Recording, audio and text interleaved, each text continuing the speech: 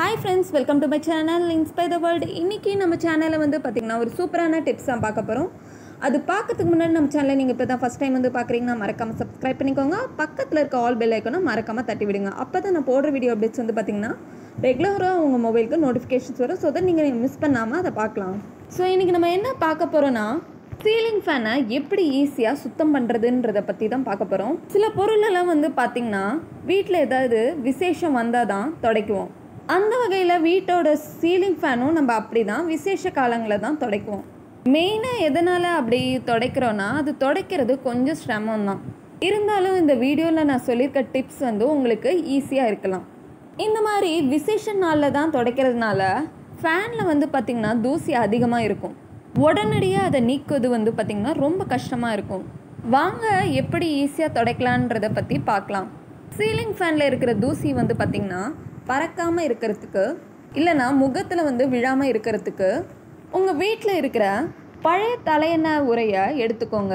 இது பண்ணுறதுக்கு முன்னாடி உங்கள் முகத்தில் வந்து முகக்கவசம் மறக்காமல் அணிஞ்சுக்கோங்க. அப்புறம் சீலிங் ஃபேனோட ரெக்கையை தலையெண்ணெய் உரையால் கவர் செஞ்சுக்கோங்க. இறுக்கமாக அந்த உரையை ரெக்கையை சுத்தம் செய்கிற மாதிரி பிடிச்சிக்கிட்டு மெதுவாக உரையை வந்து வெளில இழுங்க. இப்போ வந்து பார்த்திங்கன்னா சீலிங் ஃபேனில் இருக்கிற ரெக்கையில் இருக்கிற அழுக்கு வந்து தலையெண்ணெய் உரைக்குள்ளே இருக்கும். சீலிங் ஃபேனும் சுத்தம் செய்யப்பட்டிருக்கும்.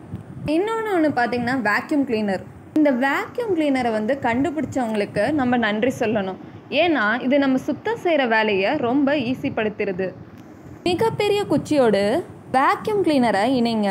முகத்தை நல்லா கவர் பண்ணிக்கிட்ட அப்புறம் வேக்யூம் கிளீனரை வந்து யூஸ் பண்ணி சீலிங் ஃபேனை சுத்தம் செய்யலாம். அப்புறம் சாக்ஸ். உங்கள்கிட்ட வந்து பழைய சாக்ஸ் ஏதாச்சும் இருந்ததுன்னா அதை வந்து தூக்கி எறிஞ்சிடாதீங்க. இந்த சாக்ஸை வந்து பார்த்திங்கன்னா ஃபஸ்ட்டு வந்து தண்ணியில் நனைச்சிட்டு சீலிங் ஃபேனில் இருக்கிற ரெக்கை மீது வெய்யுங்கள். சாக்ஸோட 2 முனைகளையும் நம்மளோட 2 கைகளால் பிடிச்சிக்கிட்டு மெதுவாக தூசியை சுத்தப்படுத்துங்க. சீக்கிரம் சீலிங் ஃபேன் சுத்தமாகும். அடுத்தது காப்வெப் ப்ரஷ் மூலமா க்ளீன் பண்ணுங்கள். இந்த காப்வெப் ப்ரஷ் இல்லைனா ஸ்பைடர் ப்ரஷ் இது எல்லார் வீட்லேயும் மோஸ்ட்டாக இருக்கும். இந்த ப்ரஷ் வந்து இருந்துச்சுன்னா சீலிங் ஃபேனை ஈஸியாக சுத்தம் செஞ்சிடலாம். ஏன்னு பார்த்தீங்கன்னா சிலந்தி வலையை போல் இதோட ப்ரஷ்ஷோட அமைப்பு வந்து பார்த்திங்கன்னா ரவுண்டாக விரிஞ்சிருக்கிறதுனால ஒட்டடை அப்புறம் தூசி சுத்தம் செய்கிறதுக்கு ரொம்ப ஈஸியாக இருக்கும். நீளமான குச்சி முனையில் இந்த ப்ரெஷ்ஷை கட்டிடுங்க.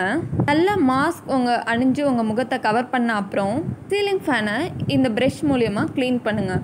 நிறைய பேருக்கு இந்த இன்ஃபர்மேஷன் தெரிஞ்சிருக்கும். தெரியாதவங்களுக்கு இது ரொம்ப ஈஸியாக இருக்கணுன்றதுனால இந்த வீடியோ நான் பதிவு பண்ணியிருக்கேன். ஹோப் இந்த இன்ஃபர்மேஷன் உங்கள் எல்லாருக்கும் பிடிச்சிருக்கும்னு நினைக்கிறேன். உங்களுக்கு பிடிச்சிருந்ததுன்னா மறக்காமல் கமெண்ட் செக்ஷனில் உங்கள் கமெண்ட்டை பதிவு பண்ணுங்கள். மேலும் என்ன மாதிரி வீடியோஸ் வேணும்னு தெரிவிங்க.